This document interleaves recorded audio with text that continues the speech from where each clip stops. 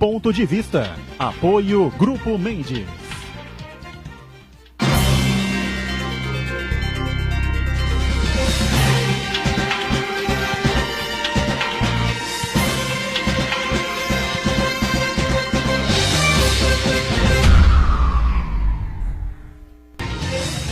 Olá, estamos abrindo aqui mais um Ponto de Vista, você sempre conferindo com a gente, acompanhando aqui as nossas discussões, os debates, sempre os temas importantes que formam aqui no dia a dia a pauta da cidade, não é? A pauta e os assuntos importantes da região metropolitana e, claro, a discussão sempre aprofundada dos temas de interesse nacional também. E sempre de segunda a sexta, aqui na Santa Cecília TV, a reprise, não é? Do Ponto de Vista, a partir das 20 horas, 8 da noite, não é?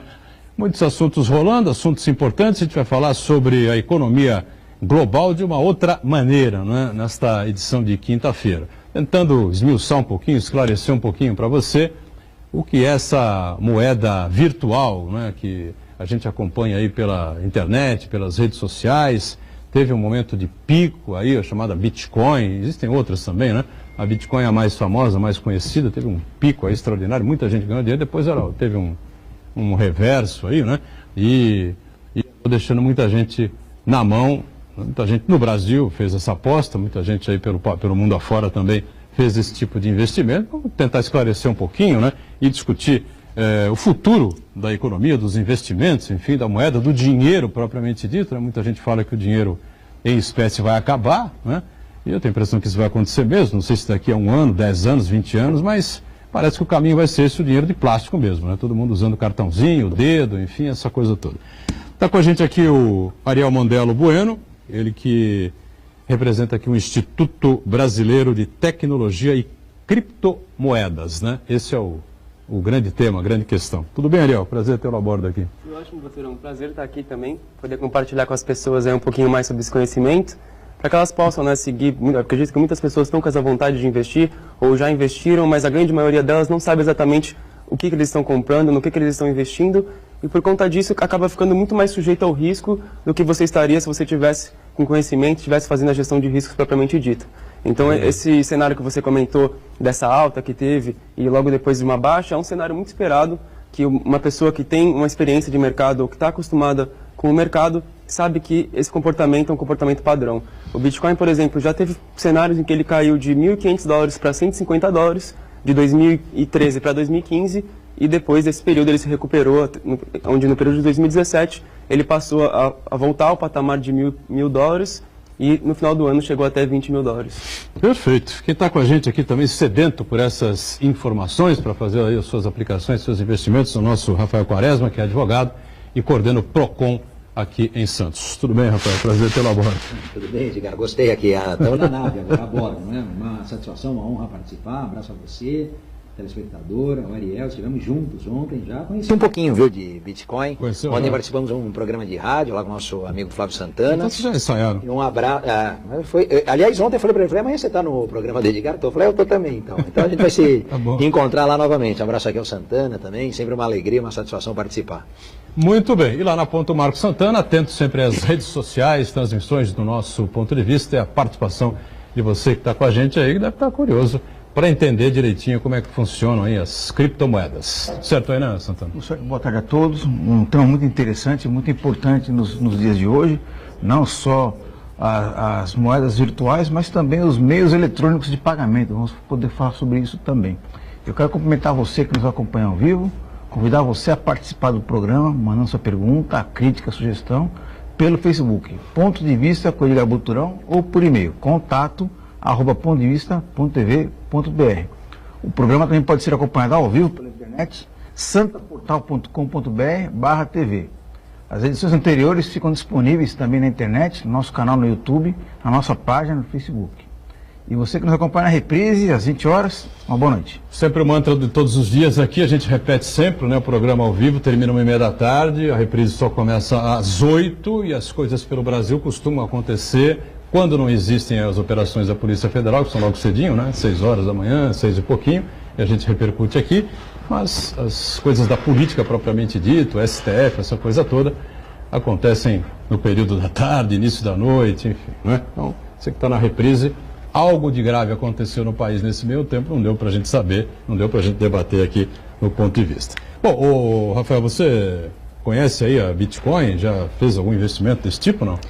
Não, eu conheço pelo que eu ouvi falar e das notícias da imprensa, não é? Não fiz investimento diretamente, nem através de terceiros ou corretoras, enfim, porque, na verdade, penso que para o investimento é necessário o mínimo de informação para que o investidor possa dimensionar os riscos, saber até que ponto ele pode ir, deve ir, e eu de fato, até por conta dos afazeres e da correria do dia a dia, não me dediquei e não tomei conhecimento mais aprofundado, como penso seria necessário para esse investimento. Agora tenho amigos, Edgar, ainda ontem comentamos isso, tenho amigos que não só se apropriaram dessas informações, como investiram, conheceram o Bitcoin, não é? E ficaram extremamente satisfeitos. Me parece que entraram no momento certo, saíram na hora mais correta ainda e ganharam, né? Quer dizer, tiveram ali um ganho, uma valorização que nas aplicações mais conservadoras ou tradicionais não receberiam, não é? Talvez ali no meu portfólio de investimento, que é muito pequeno, não é? Mas talvez o de mais arrojado que eu tenha sejam as ações ali, então um pouco de investimento em ação, mas sempre feito via corretora, banco, nada diretamente, nada que eu opere no mercado de ações, em bolsa de valores. Sou um interessado no tema, mas não um conhecedor. Então, por isso que todo cuidado ou a necessidade dessas informações, me parece, são relevantes. Todo cuidado é pouco, na verdade. Seguro morrer de velho, como diria minha tataravó, enfim, é por aí mesmo, né? Bom, Ariel, me diz uma coisa, quando é que surgiu, na verdade, essa coisa da criptomoeda, dessas moedas virtuais? Certo. A própria questão dessa vontade de criptografar as coisas vem desde a década de 90 já. Existe um grupo de ativistas que focam nesse desenvolvimento de um planeta mais livre e justo através da criptografia. Então, eles são chamados de cypherpunks, né? Um nome muito famoso desse grupo é o Julian Assange. Vocês podem se lembrar dele como o fundador do Wikileaks, aquele site que vazava informações dos governos de todos os países, que foi um dos responsáveis por influenciar até a revolução na Síria, né? A Primavera Árabe, por conta de levar à tona, levar ao público as questões da corrupção e do próprio sistema ditatorial, né, lá da Primavera Árabe. Então, essa é a ideologia dessas pessoas que começaram a desenvolver um sistema de pagamentos digital, descentralizado, livre de um intermediário para você poder fazer negociações. E o Bitcoin não é a primeira moeda digital. Antes do Bitcoin existiram algumas tentativas de moedas digitais, só que todas elas entravam no mesmo problema. O problema de que, quando a gente está no mundo digital, a gente consegue enviar cópias das coisas e isso acaba tirando valor. Por exemplo, se eu for enviar um e-mail para vocês com algum arquivo, pode ser um texto, um arquivo do Excel, alguma coisa do tipo, eu vou estar enviando uma cópia para vocês desse arquivo. Então, quando eu estou enviando dinheiro, não é interessante que eu possa te enviar uma cópia do meu dinheiro, senão isso não teria valor. E os bancos resolvem esse problema com os sistemas deles centralizados. Então, eu tenho minha conta no banco, você tem uma conta no seu banco, eu transfiro meu dinheiro para você e o próprio sistema do banco vai lá, tira o saldo para mim e manda o saldo para você. Se o seu banco for diferente do meu, de alguma maneira esses bancos vão se comunicar com sistemas diferentes e por isso que demora um tempo. Às vezes, se você manda de um banco diferente para o outro, demora mais de um dia, a taxa é um pouco maior, porque esses sistemas têm que se relacionar de alguma maneira. E a tecnologia que implementaram para o Bitcoin é uma tecnologia totalmente nova, em que esse sistema central que verifica as transações ou que autentica as transações são as próprias pessoas que fazem parte da rede. Então você tem no seu computador um software do Bitcoin instalado em que você verifica as suas próprias transações. E além disso, você verifica as transações das outras pessoas também. Então nesse caso você é empoderado para ser meio que o seu próprio banco. Você tem posse da sua carteira, posse das suas moedas e você verifica as suas próprias transações. Diferente de um banco onde você deixa o seu dinheiro lá e, nesse caso, a posse do dinheiro está com ele, né? Porque ele até utiliza desse dinheiro para servir de crédito para outras pessoas e para gerar mais receita. A criptomoeda, ela pode, então, substituir o sistema bancário, o sistema financeiro? Não? Exatamente. O sistema, na verdade, a criptomoeda, ela só é funcional por conta da blockchain, que é a tecnologia que é a base dessa grande revolução, né? É uma tecnologia que tem como base um novo modelo econômico baseado na integridade, no empoderamento da pessoa, no compartilhamento, no incentivo ao valor, na segurança e na privacidade. Então as pessoas são incentivadas a participar de uma rede através do valor. Então, por exemplo, se eu tenho que verificar as transações, por que é importante para mim verificar essas transações? Porque eu verificando as transações de maneira correta, a rede ganha mais confiança e por conta disso, eu que tenho bitcoins, tenho interesse nisso, porque quanto mais confiança a rede tiver, mais segura ela for, maior é o valor dos meus bitcoins. Então essa é a lógica dos mineradores também, né? Tem a questão da mineração, são as pessoas que estão lá gerando bitcoins. Esses caras, eles ficam pegando todas essas transações que acontecem e juntando a outras. Por que eles são incentivados a isso? Porque quanto melhor eles fizerem esse sistema acontecer, mais seguro esse sistema for, maior é o valor dos bitcoins que eles ganham. E hoje em dia, esse poder computacional que mantém a segurança da rede do Bitcoin já é maior do que o poder computacional de todos os mais de 10 mil bancos do mundo juntos. Então, essa rede já é tão grande que já é praticamente impossível ter um ponto de falha nela e uma falha nessa segurança de maneira que você possa alterar alguma coisa que aconteceu ali, reverter alguma transação ou fazer alguma censura de modo público ou privado. E, além disso, a grande chave para isso tudo é que esse sistema é totalmente transparente. Então você consegue entrar na própria blockchain do Bitcoin e verificar todas as transações que já aconteceram, desde a primeira até a última. E essa tecnologia não é aplicada só a moedas. Você pode aplicar essa tecnologia na política, por exemplo, que tornaria a política um sistema incorruptível, porque tudo que os políticos fizessem estaria computado ali, seria transparente, o público poderia observar o que está sendo feito, nada poderia ser mudado e a corrupção seria... Tem certeza disso? No modelo já mais... consegue descobrir no futuro, pelo próximo, ovo, hein, sim. para poder... No futuro, sim. Hoje em dia a tecnologia ainda tem dificuldades, ela é uma tecnologia que tem problemas de escalabilidade, então quanto mais pessoas utilizando, menos eficiente ela é. Só que como é uma tecnologia de open source, né, de código aberto, todas as pessoas estão trabalhando juntos para desenvolver essa tecnologia. Diferente de uma empresa privada que tem um grupo de diretores ou de pessoas decidindo o que fazer, numa blockchain de código aberto, são todas as pessoas da rede participando para desenvolver a rede. Então é uma evolução mais lenta, porém no final mais eficiente e com um resultado melhor. Muito bem. Diga aí, Santana, pois não. É um assunto novo. Bem novo, né? Para muitas pessoas. Eu acho que acredito que muita gente que está assistindo a gente em casa ainda está com um monte de ponto de interrogação na cabeça, né? Estamos falando de criptomoedas, então significa que é algo que vai ajudar a gente a fazer transações, a comprar coisas, né? Então eu queria que você me explicasse para a gente que tipo de coisas podemos comprar com as criptomoedas ou são apenas um artigo para fazer investimentos? A origem, né, da criptomoeda, o Bitcoin propriamente dito, quando ele foi lançado, né, o título do artigo que foi utilizado para lançar o Bitcoin é um sistema de dinheiro digital ponto a ponto. Ponto a ponto é pessoa com pessoa transacionando diretamente. Então, a função dele inicialmente é de ser realmente um modo de transações global, barato e rápido. Só que, como eu disse, tem esse problema da escalabilidade. Então, quanto mais pessoas utilizando, maior é necessário de um desenvolvimento para que essa rede atenda a demanda de servir para transações e servir, por exemplo, como um cartão de crédito. A Visa faz mais de 10 mil transações por segundo. Com o Bitcoin a gente só consegue fazer 7 por segundo.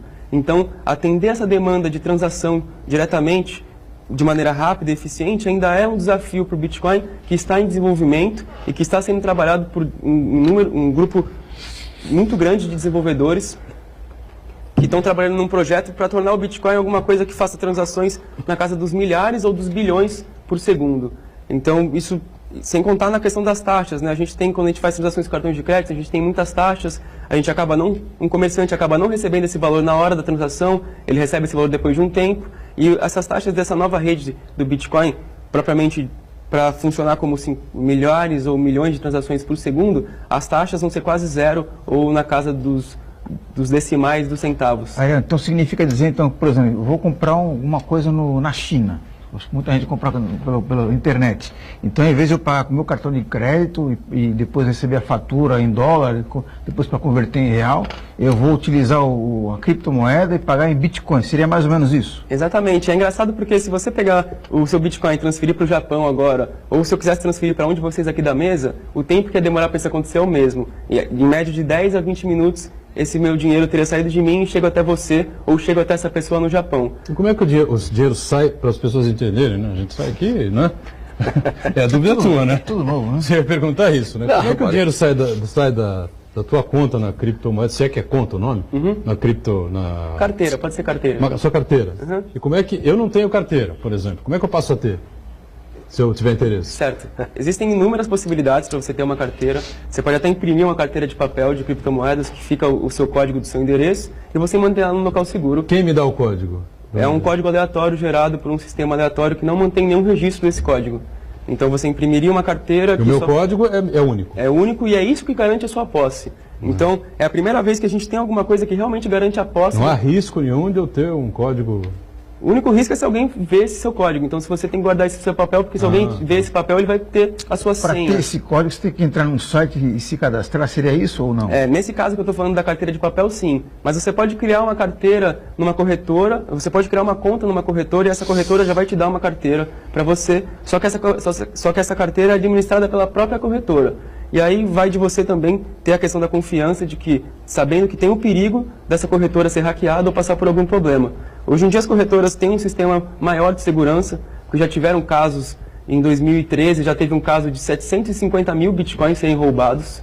Em 2013 valia muito menos do que valia agora, mas é um número muito grande de moedas roubadas de uma corretora. E hoje em dia eles deixam a maioria das moedas offline, então não tem como... A corretora que você fala, as corretoras que a gente está acostumado a... Essas corretoras de criptomoedas, no caso, são bem parecidas... de criptomoedas. Isso, são bem parecidas com corretoras de ações, só que focadas em criptomoedas. Porque as corretoras de ações não podem servir criptomoedas como ativo, como um produto financeiro ainda, por conta da regulamentação. Você veio e não verificam uma criptomoeda, não vê uma criptomoeda como um ativo propriamente dito para investimentos. Até pela falta de regulamentação. Exatamente. Também, e aí a corretora tem esse impasse. A XP Investimentos agora está desenvolvendo uma corretora de criptomoedas, saiu na mídia agora, então eles estão buscando uma maneira de poder servir esse produto por conta da demanda da população. Mas como corretora mesmo, eles não podem, como analista financeiro ou como consultor de investimentos, eles não podem te direcionar para fazer um investimento em criptomoedas. A Bolsa, por exemplo, você falou do mundo inteiro, ela tem lá o seu lastro, né? Algumas empresas que são muito importantes, muito fortes, enfim, você compra... Vamos esquecer que a Petrobras passou por aquela situação toda que a gente sabe, né? E quase foi a bancarrota, a ação caiu lá para R$4, R$5, sei lá, né? Vamos supor que a Petrobras tivesse... não tivesse passado por essa crise toda, estaria aquela ação lá, R$200, sei lá eu, R$300, qualquer coisa assim. Mas tem um lastro enorme, a Petrobras, as principais petrolíferas do mundo, essa coisa toda. Você vai, compra ações da Petrobras, é um sossego, uma tranquilidade. Era, né? Agora voltou a ser, né? Mas normalmente seria um sossego, uma tranquilidade, como de outras empresas pelo mundo afora. Né? Aqui tinha um pacote, né, que era muito comum, né? Petrobras, Banco do Brasil, Vale o pessoal fazia um pacotão lá. Blue chips. Você fazia lá o investimento, ficava um ano, só ia lá depois para conferir quanto é que tinha rendido, um pouco mais, um pouco para menos, mas era aquele tipo de investimento seguro que você faria em ações, na bolsa, enfim, né? Como é que a criptomoeda tem alguma coisa assim de garantidor ou que cria essa expectativa na pessoa? Ou o mundo é virtual completamente mesmo, né? O mundo é completamente virtual e a expectativa que a pessoa deve ter ao se investir numa criptomoeda é a expectativa de que em breve é isso que a gente vai estar utilizando para transacionar. Então não é nem a expectativa de, vou comprar o Bitcoin agora porque está R$28 mil, porque eu quero que daqui no final do ano eu venda isso por R$50 mil e ganhe esse dinheiro. Na verdade, é mais uma expectativa de que eu estou comprando isso agora, porque eu acredito que no futuro é isso que vai ser utilizado para transacionar. Então, o valor disso vai ser muito mais alto do que o valor de agora, só que até lá tem um desenvolvimento e tem muitas coisas para isso acontecer. Mas agora, você citou a questão do lastro, eu acho interessante falar sobre isso, porque o lastro, quando ele foi inventado, foi uma coisa que foi criada para evitar a produção deliberada de dinheiro. Então, em determinado tempo atrás, o dinheiro utilizado era o ouro, eram moedas de ouro que as pessoas utilizavam por conta da dificuldade de levar, o ouro é pesado, enfim. As pessoas os bancos centrais criaram papéis que faziam referência a esse ouro. Então, aquele papel não tinha valor nenhum, mas nesse papel estava escrito, esse papel vale 100 gramas de ouro. Você ia lá no banco, você trocava por 100 gramas de ouro e levava para casa. Com o tempo, esse papel foi tomando o lugar do dinheiro e foi virando o próprio dinheiro, até chegar no papel que a gente tem hoje em dia, no papel moeda. Só que até 1971, esse papel moeda tinha um lastro, que é essa questão de impedir a produção deliberada de dinheiro. E esse lastro era o próprio ouro. né? Depois da Segunda Guerra Mundial, teve o Tratado de Bretton Woods, onde as grandes empresas definiram que a moeda global seria o dólar, porque os Estados Unidos era o país mais rico da época, e a maioria das empresas eram americanas, então ficou definido esse sistema em que o dólar faria referência a todas as outras moedas e, por consequência, esse dólar estaria referenciado a uma quantidade em ouro. Só que em 1971, o presidente Nixon acabou com essa conversibilidade do dólar em ouro. E a partir daí, o Fed, ou o Banco Central Americano, pode fazer a produção deliberada de dólares para pagar suas dívidas e tudo mais. Por conta disso, os Estados Unidos é o país que mais tem dívida externa, mais de 19 trilhões de dívida, mas não faz tanta diferença assim, porque eles podem imprimir o dinheiro deles, que é praticamente ouro, e pagar a dívida deles, porque o dinheiro deles é o plano central de todo mundo. E, fora isso, o real, a nossa moeda, é uma moeda que está atrelada a esse dólar que pode ser impresso deliberadamente. E por conta dessa má administração econômica, por conta dos governos, a gente tem uma questão da inflação, que é um problema de todo brasileiro. Então o brasileiro trabalha, dá duro para o trabalho dele para receber o seu dinheiro em real, e por conta de uma má administração do governo, esse dinheiro se desvaloriza todos os dias e ao ano a gente tem uma taxa de inflação de 5% a 8% em média, sem contar no tempo passado, da década de 90, em que essa inflação era absurda. Então esse lastro... Essa liberalidade de se imprimir nota de dólar americano não teria, em tese, que gerar uma inflação aí meio descontrolada? Enfim, sim, teria, mas o... Se bate muito nisso, né? Mas esse aí é o papel do Fed, né? Exatamente. Porque o Nixon que rompeu esse paradigma, né?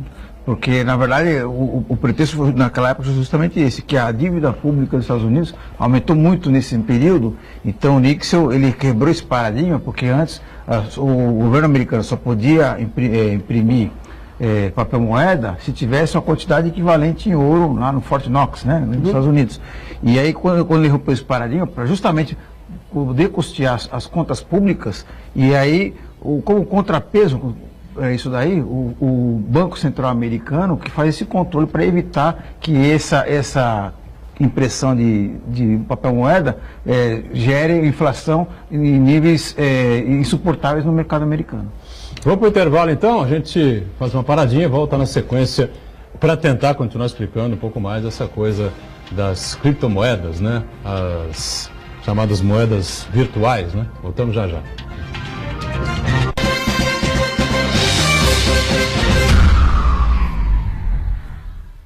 Existe um lugar em Santos onde você encontra os empreendimentos mais fascinantes da região. Um lugar amplo, aconchegante, feito para oferecer o melhor atendimento para você. Um lugar que reúne as melhores opções residenciais e comerciais nos bairros mais nobres de Santos. Um lugar que a gente nem precisava dizer, porque você já sabe. Central de Vendas Grupo Mendes, Rua Guaiaó 55, Aparecida. Venha fechar um bom negócio para abrir as portas do seu novo lugar.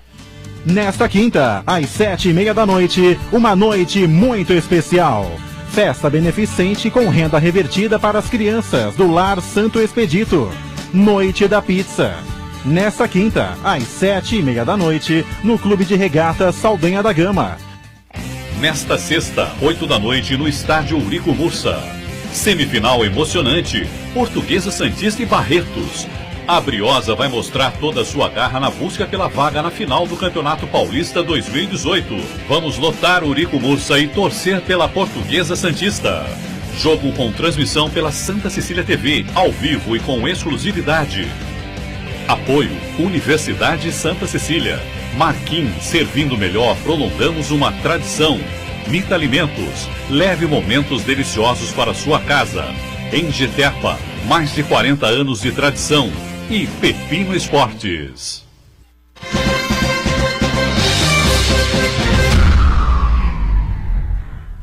Material. Sequência aqui do Ponto de Vista com o Ariel Mondelo Bueno, do Instituto Brasileiro de Tecnologia e Criptomoedas. Em cima delas mesmo que nós estamos discutindo, debatendo aqui, tentando fazer você entender, né, essa nova forma aí de se investir, enfim, não é? A moeda virtual, essa coisa toda que a gente está acompanhando. Está acontecendo por aí, o Rafael Quaresma com a gente também, Marcos Santana sempre aí com as redes sociais, e o Quaresma fica à vontade aí para fazer algum questionamento, comentário. Eu estou aprendendo também, viu? Porque essa parte, já que você me perguntou dos investimentos, eu falei, eu não investi justamente porque eu não conhecia, então estou sempre aprendendo aqui, ouvindo com atenção, porque é bem complexo, né? Você vê que a questão, ela, até pelo que a gente falava no intervalo, essa questão do meio virtual, do meio eletrônico, eu não sei nem se o Ariel concorda, mas talvez um dos primeiros desafios, né, e talvez um obstáculo a ser vencido é popularizar, na verdade, e publicizar tudo isso, transmitir essa informação, né, quer dizer, disseminar mesmo a informação, porque a gente já tem alguma restrição com relação a certos perfis de consumidores que são mais reticentes a algumas facilidades, vamos dizer assim, do mundo virtual, que a tecnologia nos traz, nos proporciona. Eu até brincava, falava antes do início do programa, que eles atualizaram o meu aplicativo no celular para permitir que a compra seja feita pelo celular, né? Que eu ainda não fiz, mas a mim me parece já uma inovação um tanto quanto interessante. Alguns aplicativos também de celular e alguns banklines permitem que o cheque agora seja, na verdade não impresso, mas emitido ali, enviado eletronicamente, né? Então você faz a leitura do cheque, manda, e isso já tem o mesmo efeito de compensação. Então é uma revolução, Edgar, me parece bastante acentuada e cada vez mais num curto espaço de tempo, né? Quer dizer, tudo acontecendo mais rapidamente. Você falou, não sei se é daqui a um ano, 10 ou 20, a questão do dinheiro. Eu desconheço no Brasil essa existência, mas a gente comentou, e o Ariel, o pessoal confirmou, o Renan falou também, justamente na Europa, da possibilidade da compra sem o papel moeda, né, sem o dinheiro. Então, quer dizer, você faz via celular, por outros meios, e isso tudo é muito automático, muito prático, muito rápido. Então eu imagino, para as pessoas que têm uma certa resistência, até uma relutância nesse padrão tradicional, naquilo que é tido por convencional, certamente o convencional, o tradicional, logo mais, será bem diferente daquilo que a gente está acostumado a ver hoje, né? Então, não só a questão do investimento, acho que o investimento é uma possibilidade. Não sei se estou certo, hein, Ariel? Você também, você vai me corrigindo aqui, falando que o expert no... entendendo aqui, né? O expert no assunto é o Ariel, mas justamente nesse cenário, o investimento é um derivativo, é uma possibilidade. Agora, talvez a caminhada que se inicia para fazer com que isso venha substituir o papel moeda, enfim, o dinheiro como nós estamos acostumados, é alguma coisa que não tenha volta, não é? Eu me lembro rapidamente, já que você pediu essa participação aqui, não falando da criptomoeda diretamente, mas do que o avanço tecnológico representa e essas ferramentas de tecnologia acarretam. Nós temos uma certa relutância quanto a esses ganhos num primeiro momento, né? Então, se a gente pegar os aplicativos, os de transporte, ela pode ser o Uber, o Cabify, o APA, os da comida lá, até o iFood, enfim. Mas você tem num primeiro momento, Edgar, uma certa resistência, eu diria, por parte do varejo, assim, do consumidor tradicional, do consumidor de um modo Caixa geral. eletrônico foi assim. Caixa eletrônico foi assim, é verdade, o Bankline, depois a transação pelo computador também, de certa maneira, foi. Mas você vai entrar e pedir o carro vai vir. Sim. Você vai entrar no carro e o carro vai te levar. Você vai pedir a comida. Sim, não, aqui a questão é toda imaterial. A comida vai chegar, sim. Tá certo ou não? Tá certo. E aqui a gente fica sempre no... Porque a gente não sai do mundo virtual. Sim, a questão aqui de bem imaterial, do mundo virtual, sim. Mas o que eu quero dizer, há uma resistência... Inicial sempre, né? Num segundo momento, um certo deboche, até, quer dizer, de tentar se desqualificar a ferramenta, não é? E num terceiro momento, a adesão. Porque é algo mesmo que parece que não tem como você voltar atrás, né? Você não consegue... e esse, às vezes, é um problema até para o direito, porque a lei imagina que consegue fazer frente a isso tudo, né? Vou criar uma lei que proíbe tal coisa. Bom, mas será que a lei... A gente viveu isso muito aqui até na nossa realidade da cidade, não é? Quanto à possibilidade de utilização ou não de aplicativos de transporte, lei proibindo isso no campo prático, no dia a dia acontecendo. Então, esse terceiro estágio, que é da adesão, de você participar do avanço tecnológico, é que talvez, na minha concepção, venha a acontecer mais cedo ou mais tarde, seja com criptomoeda, seja com Bitcoin, mas nessa área toda que o Ariel vinha explicando. Agora, Ariel, você citou aí a possibilidade do político não ter mais chance de cometer ilícitos, não é? A roubalheira aí que a gente está acostumado, não é só no Brasil, pelo mundo inteiro, existe, né? Os bons e os maus políticos e aquele que mete a mão no dinheiro público mesmo, né? A gente está vendo aí no Brasil com Lava Jato, Mensalão, de políticos presos, essa coisa toda, né? Onde é que entra o benefício para a sociedade em geral desse tipo de investimento, essa nova forma aí de você transacionar, de você investir, ou de você trocar dinheiro, que são as moedas virtuais? Porque a tecnologia, de maneira geral, né, até hoje, claro que ela traz benefícios, não são poucos, né, mas ela desemprega demais, né? Tem muita gente que perde posto de trabalho, perde emprego. O computador, por exemplo, acabou com a máquina de escrever. O datilógrafo acabou, né? Porto Santos, os empregos que a gente estava acostumado a ver há 20, 30 anos atrás, foram trocados por outros tipos de emprego. Tem gente que atua no Porto Santo, mas mora em Salvador, na Bahia, mora em Miami, entendeu? Né? Esse tipo de situação.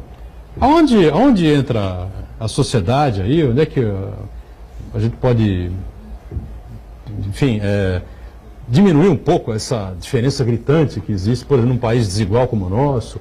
Ou isso não tem relação nenhuma com o que a gente está vendo com essa novidade toda aí? Tem muita relação com isso, mas eu gostaria de voltar um pouquinho antes de responder essa pergunta. Não, tudo bem. A questão da digitalização das coisas, né? É muito interessante porque depois que eu fui me aprofundando cada vez mais nesse mundo das criptomoedas e no mundo da digitalização, eu me dei conta de que o mundo já está digitalizado, né? O nosso dinheiro já é digital. Só 20% do dinheiro que a gente transaciona tem em papel mesmo. O resto é tudo digital. Então você recebe seu salário na sua conta do banco, que você pode ver pelo seu aplicativo, você transfere seu dinheiro para o aplicativo, você entra no site para comprar alguma coisa, você compra com seu cartão de crédito lá que você escreve os dados, e o dinheiro não aparece em lugar nenhum. O que aparece é o produto. Então o final do resultado de uma transação mantém o mesmo, o produto físico, a existência de uma compra de um carro ou de um aplicativo no Uber, exatamente, a prestação do serviço. Mas o dinheiro já não é mais físico, o dinheiro já é digital. Só que a gente acaba não prestando tanta atenção para isso. Por exemplo, nós mesmos já temos identidades virtuais, que é o nosso Facebook. O nosso Facebook, se a gente morrer, a gente tem que botar no Facebook que a gente morreu. Senão o seu Facebook vai estar vivo lá pro resto da sua vida, até alguém falar que você morreu no seu Facebook. Isso, sem contar nos dados que a gente... Isso, realmente é verdade. Sem contar nos dados que a gente gera diariamente e libera para empresas utilizarem de maneira maliciosas ou não, para poder, em prol do lucro delas, que é para propaganda, coisas de Big Data, enfim. Essa tecnologia, essa inovação das criptomoedas caminha para um mundo, né, que é um conceito novo de indústria 4.0. O que é essa indústria 4.0? É um mundo em que a operação humana vai ser substituída por máquinas. Então, nós, seres humanos, em nossa sociedade atual, a gente tem que buscar a especialização, porque as máquinas não são especialistas, as máquinas não conseguem se especializar em coisas, elas são boas em operações. Então, o operacional humano vai se tornar cada vez mais obsoleto e a especialização humana é o que vai gerar valor. E esse é um problema global que já vem sendo discutido por muitos empreendedores, por exemplo, Elon Musk, Jeff Bezos da Amazon, o próprio Bill Gates da Microsoft. Eles discutem muito essa questão da sociedade, porque é muito lógico isso, né, que vai ter um problema muito grande e se as pessoas não forem acolhidas de alguma maneira, ou se a sociedade não se adaptar de alguma maneira, vai haver um certo genocídio deliberado, porque as pessoas não vão ter emprego, as pessoas não vão ter o que fazer, não vão ter dinheiro, não vão conseguir nem comer, por exemplo.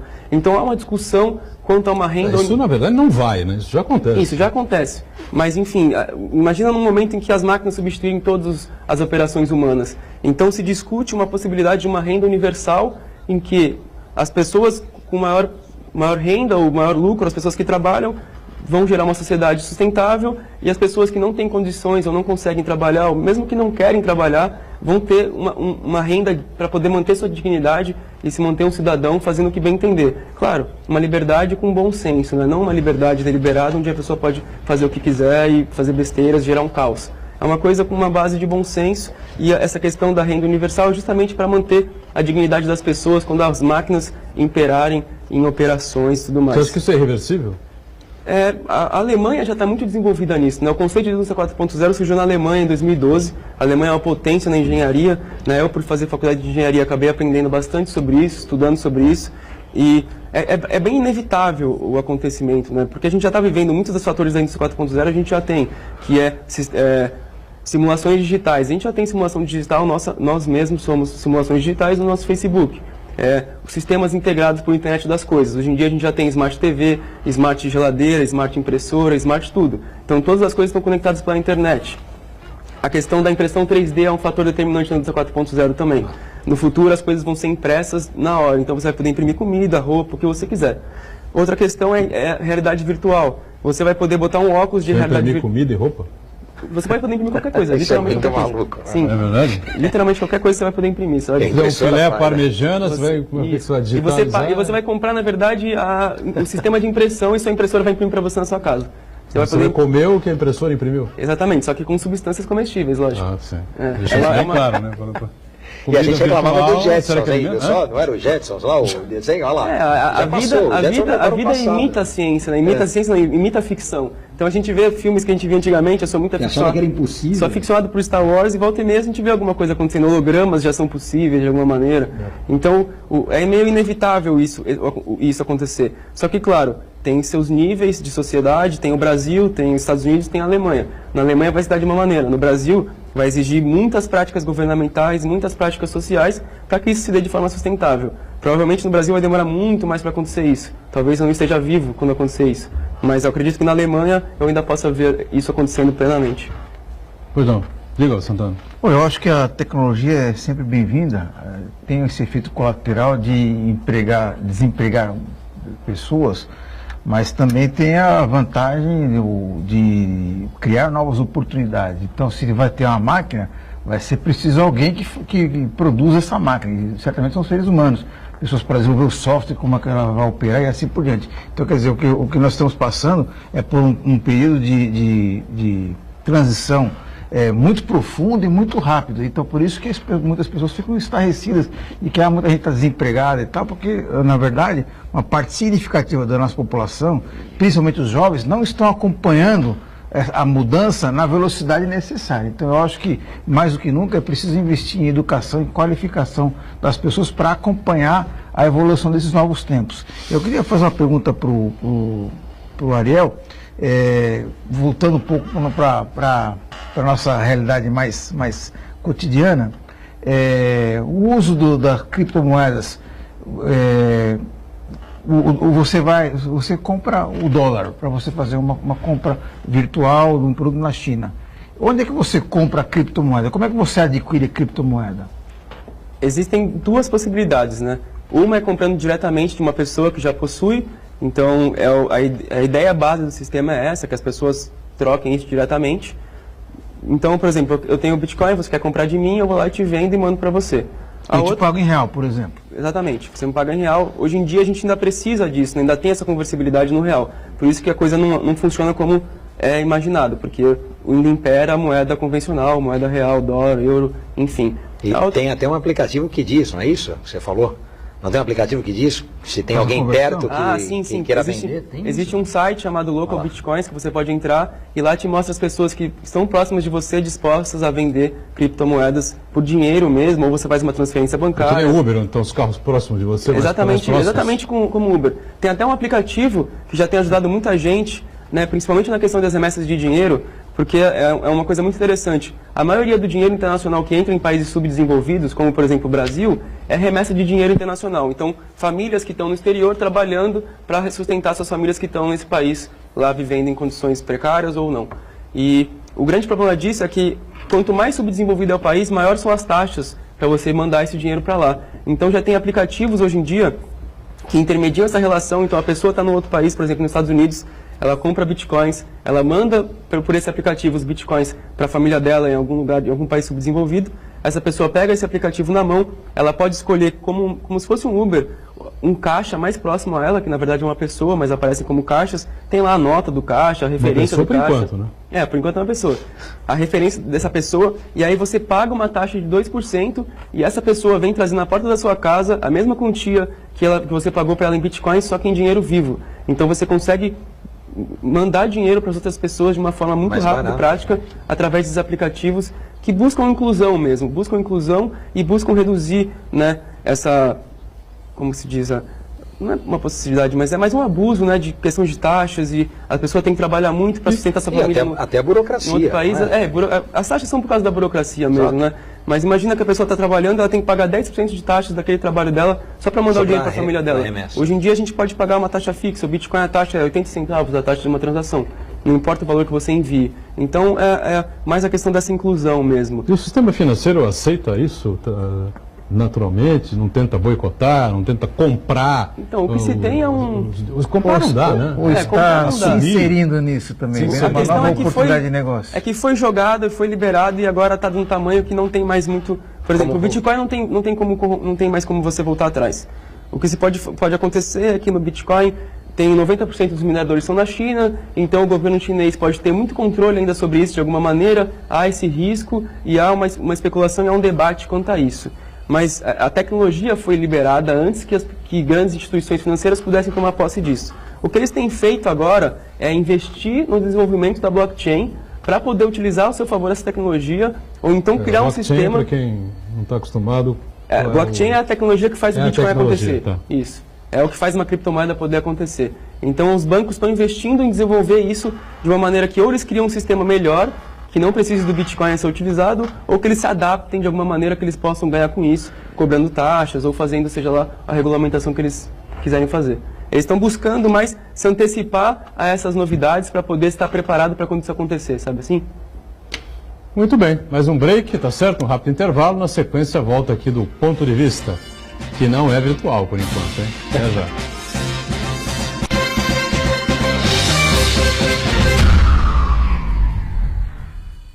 Existe um lugar em Santos onde você encontra os empreendimentos mais fascinantes da região. Um lugar amplo, aconchegante, feito para oferecer o melhor atendimento para você. Um lugar que reúne as melhores opções residenciais e comerciais nos bairros mais nobres de Santos. Um lugar que a gente nem precisava dizer, porque você já sabe. Central de Vendas Grupo Mendes, Rua Guaiaó 55, Aparecida. Venha fechar um bom negócio para abrir as portas do seu novo lugar. Nesta quinta, missa especial em louvor a Santo Expedito, o santo das causas urgentes. Ao vivo, a partir das 4 da tarde, direto da Igreja Imaculado Coração de Maria em Santos. Fé, devoção e os agradecimentos a um dos mais populares santos da Igreja Católica. Missa especial em louvor a Santo Expedito. Nesta quinta, na Santa Cecília TV, a maior programação regional da sua TV. Santa Cecília TV no canal 52.1 HD. Se você ainda está com dificuldade de sintonizar a Santa Cecília TV em alta definição pelo sinal digital, você precisa escanear os canais da sua TV através da autoprogramação no seu controle remoto. É bem simples e você sintoniza os nossos programas com qualidade digital de imagem e som sem pagar nada por isso. Santa Cecília TV 52.1. Escaneie e sintonize a maior programação regional da sua TV em alta definição.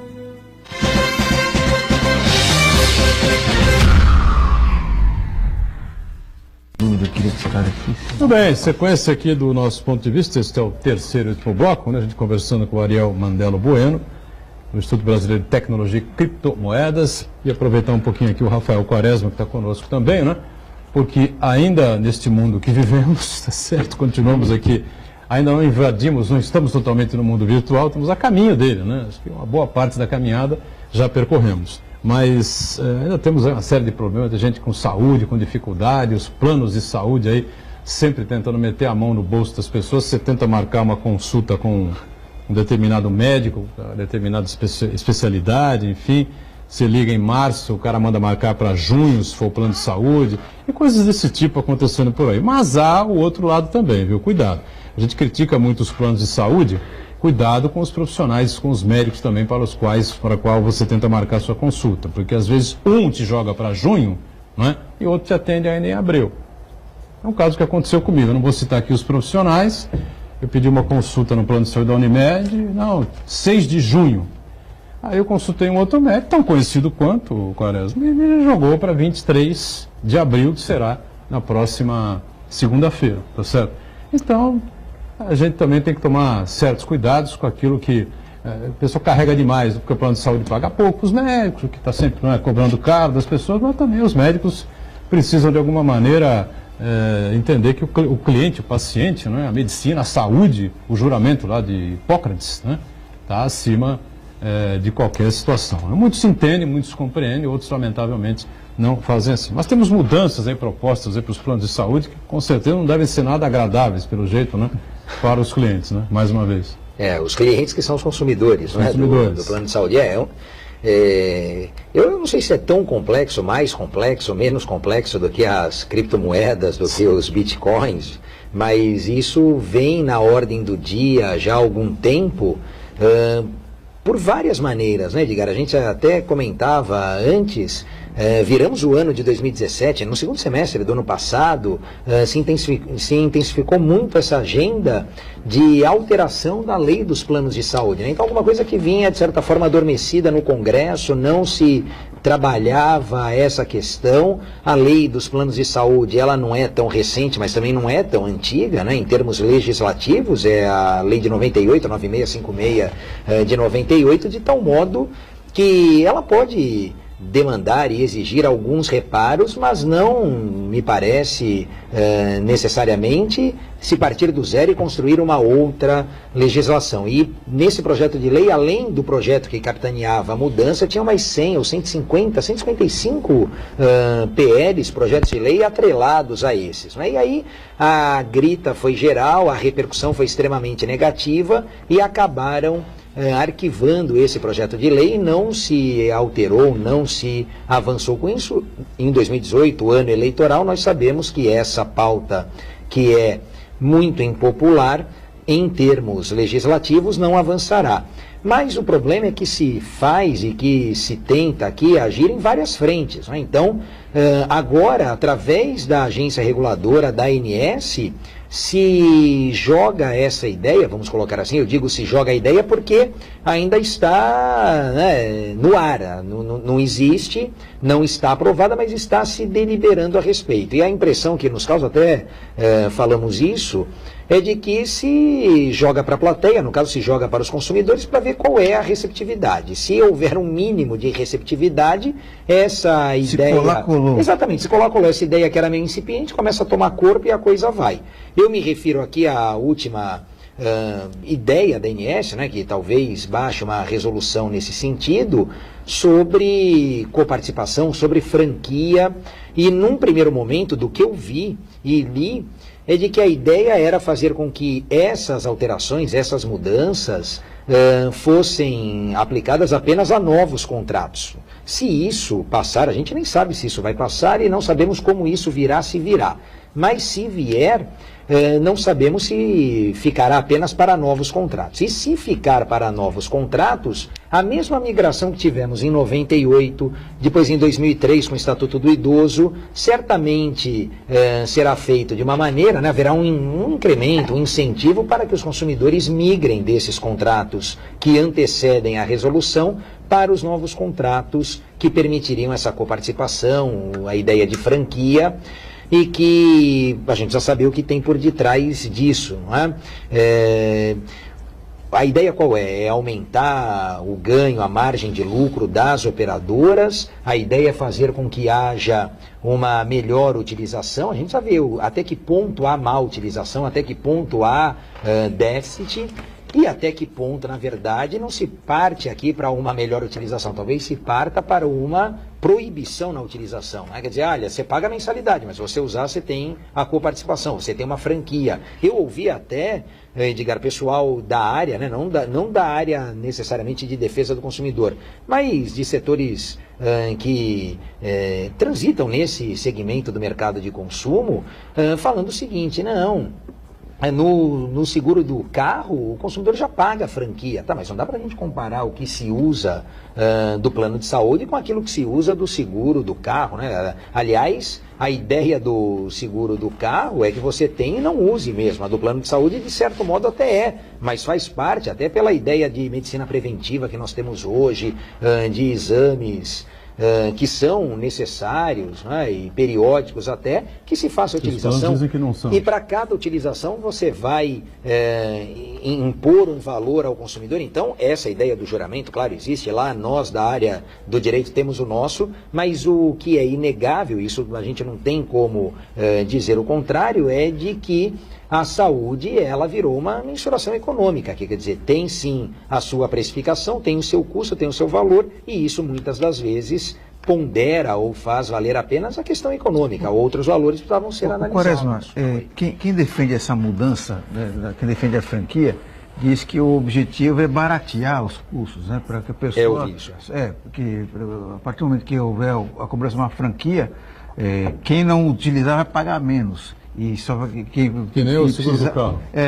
Mas não corre o risco da pessoa ficar desassistida, no caso dela precisar de uma intervenção cirúrgica mais complexa, um tratamento, uma internação mais duradoura. Você acha que não corre esse risco? Eu acho que corre, até pelos exemplos recentes que nós tivemos e ainda temos, e que mostraram justamente o contrário. Se a gente pegar a questão da franquia de bagagem, se vendeu essa ideia através de resolução de outra agência reguladora, não é? Da ANAC, no caso, a resolução 400 de 2016, vendeu a ideia de que a franquia de bagagem seria cobrada porque haveria um desconto, na verdade, seria diminuído o preço da passagem. E os órgãos de defesa do consumidor monitoram e não controlam, mas acompanham essa variação. E o que se teve na prática foi o contrário, né? Quer dizer, não houve a redução, ou pelo menos não houve a redução na escala propalada, e o consumidor acabou sendo duplamente penalizado. Aquele serviço que ele já tinha embutido no transporte, que era despachar a bagagem, agora se ele despachar, ele paga também. Então isso precisa ser visto com muita ressalva e com muito cuidado. Não dá para a gente analisar isso a toque de caixa e sem deixar de considerar o que nós temos quando falamos em saúde, que é a vida das pessoas. Então, isso não pode sucumbir a interesses meramente, exclusivamente econômicos. É lamentável realmente que isso esteja acontecendo. Agora, a gente volta aqui para o mundo virtual, o Ariel, e esse tipo de problema, por exemplo, sei lá, como é que vai ser um plano de saúde, essa discussão através da Bitcoin, da moeda virtual, enfim, isso foi pensado também? Então, já estão sendo desenvolvidas algumas coisas na questão da saúde, utilizando a blockchain, por exemplo, sistemas em que as pessoas vão criar uma identidade virtual de um sistema de saúde e um banco de dados descentralizado de todas as doenças e todos os sintomas. Então, a partir do momento que a pessoa está com algum sintoma, esse banco de dados virtual vai conseguir entender que doença que essa pessoa está tendo, já vai dar o diagnóstico para ela, já vai direcionar ela para um médico para ser atendida, tudo isso automaticamente. Né? Quando a gente bota criptomoedas nisso, o sistema, por exemplo, a transação feita ou o pagamento feito por esse médico ou por esse diagnóstico seria feito automaticamente pelo sistema da blockchain dessa questão da saúde. Além disso, existem projetos em desenvolvimento para o estudo da ciência da saúde. Né? Então, projetos que buscam criar uma comunidade compartilhada de médicos e de cientistas que estão desenvolvendo projetos para a saúde, de maneira que essa rede consiga, por exemplo, escolher um melhor projeto para se investir e a rede toda investe nesse projeto e desenvolve esse projeto. Então, essa ideia do compartilhamento e do empoderamento das pessoas. Um país como o nosso, por exemplo, tem uma situação de saúde pública caótica, por exemplo, os hospitais públicos quase que na sua totalidade aí não conseguem atender as pessoas nem com competência, nem com rapidez, nem com coisa nenhuma, né? As cirurgias acabam sendo só a emergência mesmo, né? Que as pessoas acabam sendo atendidas, né? A maioria das cirurgias acabam sendo deixadas para frente, enfim, né? Aí teria que modificar por completo o nosso sistema. Exatamente. Teria que funcionar, coisa que não existe. A lógica é que pegar um sistema corrompido e falho e tentar ajustar ele não vai dar muito certo. O melhor é você criar um novo e aí sim desse novo você distribuir de maneira justa e de maneira sustentável. Essa é a lógica da blockchain. O SUS, por exemplo, entraria nessa uma medida governamental para desenvolver um sistema de saúde público compartilhado existiria sim. Só não sei se é de interesse do governo desenvolver isso por questões de próprio interesse dos governantes, né? E como essa questão dos planos de saúde, veja só, a seguir a lógica perversa de cobrar do consumidor pela utilização, afora a cobrança da mensalidade, você não tem a dúvida de que muitos desses consumidores migrarão ou deixarão de ter um plano de saúde, não conseguirão arcar com a mensalidade do plano de saúde, com coparticipação, com franquia, e eles vão acabar aonde? Ligar no SUS. Então, o mesmo governo que pode legitimar essas práticas através da ANS, será o governo que depois receberá esses consumidores que saíram do mercado do plano de saúde, porque não conseguiram arcar. Então, a gente já teve um incremento, um impacto, quando fala disso, por conta da recessão, da crise, muitos consumidores que perderam o emprego, perderam também o benefício do plano de saúde, e quem não tem plano de saúde ou vai custear o tratamento, a consulta, o exame, o laboratório, ou vai se utilizar do SUS. Então, isso vai impactar e vai gerar mais um custo para o governo, isso está sendo pensado. Então, assim, não tem uma fórmula mágica. O que me parece que é necessário é verificar de fato até que ponto isso é exagero da operadora de plano de saúde, até que ponto essas demandas procedem. Então, isso precisa ficar muito claro e precisa ser muito transparente. Esse diálogo não pode encobrir números ou detalhes que são relevantes. Porque o SUS ele é considerado um plano revolucionário, né? Um plano de saúde muito bem idealizado, criado, idealizado. A engenharia toda do SUS foi muito bem montada, muito bem idealizada, como diz aqui o Rafael Quaresma. Quando o Barack Obama assumiu o governo dos Estados Unidos, né, que ele queria fazer aquela mexida na área da saúde, enfim, a proposta que ele fez era uma coisa que, se a gente pegar a fala dele, enfim, lembrava um pouco, né, os critérios e o desenho assim do SUS até, no Sistema Único de Saúde. Agora, será que a blockchain, por exemplo, não poderia fazer com que o SUS realmente funcionasse? Essa que é a minha dúvida, é isso que eu estou... Porque o SUS foi criado, mas ele não funciona por falta de gestão, por corrupção, né, por dinheiro que não chega na ponta. Essa coisa toda que a gente vem acompanhando há muito tempo e que, na verdade, se tem uma dificuldade imensa de resolver essa coisa no país. Eu não sei como é que você enxerga. Você trouxe justamente a causa desse problema, né? A causa desse problema é justamente o fator humano que está ali fazendo essa relação. Tirar o homem, as coisas vão bem, né? Não tirar o homem, não é tirar o homem e mandar ele embora, mas sim pegar o homem para desenvolver um sistema automático e autônomo que faz esse resultado por conta própria. Porque quando a gente bota um sistema desse e deixa o jogo de interesses falar mais alto, deixa a questão da corrupção falar mais alto, ele realmente cai por água abaixo. Você citou a questão do Barack Obama, né, e do sistema de saúde americano. Eu tenho família americana que, em alguns casos, quando eles estão muito maus, eles saem dos Estados Unidos e vêm para o Brasil para se tratar, porque lá a saúde é muito cara, para você ir num médico é muito caro, para você ir no hospital é muito caro. Então, por mais que no Brasil a gente tenha essa falha do SUS, a gente tenha esse problema, a saúde no Brasil, de certa maneira, ainda é mais acessível do que nos Estados Unidos. Mas claro, já tem os planos de saúde também. Tem os planos de saúde também. Também são muito caros. Também são muito caros. Exatamente. E a blockchain entraria nisso justamente automatizando o sistema e tornando ele autônomo, tirando o fator humano, tirando a falha humana, tirando o fator da corrupção e do interesse, né? Uma máquina não tem interesse, ela faz o que ela é programada para fazer. Vamos fazer uma operação com Bitcoin agora aí, que você se candidata aí, Quaresma? Ou não? Se o Ariel me ajudar, me candidata. Com certeza. O Ariel dá o suporte aqui, a gente começa a participar. Mas é 28, Dá pra fazer pelo celular? 28 mil reais um Bitcoin? Não consigo. 28 mil? 28 mil Aí, também. um Bitcoin. Para você conseguir um... Não, Bitcoin, você pode fracionar em até 8 casas decimais. Então, divide esse número por 10 milhões, é o que você pode comprar. Você pode comprar 0,00028 centavos, por exemplo. De um Bitcoin. Daria quantos reais isso aí? Exatamente isso. 0,028 centavos dá uma unidade... Vai comprar R$1. R$1, vou fazer de cabeça agora, mas vai dar por volta de 0,00005 bitcoins. Não, 100 reais. Nada. Pronto. 100 reais até 1.000 eu aposto. Vai. Até R$1.000 Geralmente as corretoras exigem um mínimo de R$50 para você poder comprar. Isso deve dar na casa do... Mínimo de R$50? Para você poder comprar. Dá para você entrar no Bitcoin e aí ficar acompanhando. Aí, exatamente. Como é que você acompanha? Pela corretora? A própria corretora fornece as informações de preço, de valor. Tem um site chamado Bitvalor, onde você pode entrar e acompanhar o preço de todas as corretoras brasileiras ali. Ele informa o preço de cada uma delas. A média do preço é a mesma, varia um pouquinho de corretora para corretora, mas é na casa dos 20, atualmente está na casa dos 28 aos 27 mil entre as corretoras. E você pergunta se dá para comprar pelo celular, dá para comprar sim, é bem fácil o processo. Só que você tem que ter saldo na corretora, tem que ter uma conta criada e acesso à internet. Rapidinho, porque nós estamos encerrando. Queria que você falasse rapidamente sobre a mineração. Mineração na criptomoeda é outra coisa, né? Certo, a mineração é o que faz o sistema acontecer, é o que faz as transações serem confirmadas. Por exemplo, quando a gente instala o programa do Bitcoin no nosso computador, a gente está verificando as transações. O minerador é a pessoa que pega todas essas transações que foram verificadas, compilam ela, então agrupam ela num bloco e jogam ela numa rede. Essa rede é chamada de blockchain, né? Em português significa cadeia de blocos. Então são blocos de transações que são interligados em outros blocos e formam uma cadeia em série imensa de milhares e milhares de blocos. Essa cadeia ela é incorruptível porque para você alterar um desses blocos ou alterar uma dessas transações, você precisa alterar todas as outras transações que estão linkadas entre elas. Então é impossível que você consiga trocar todas elas, por isso que é tão seguro. Entendeu?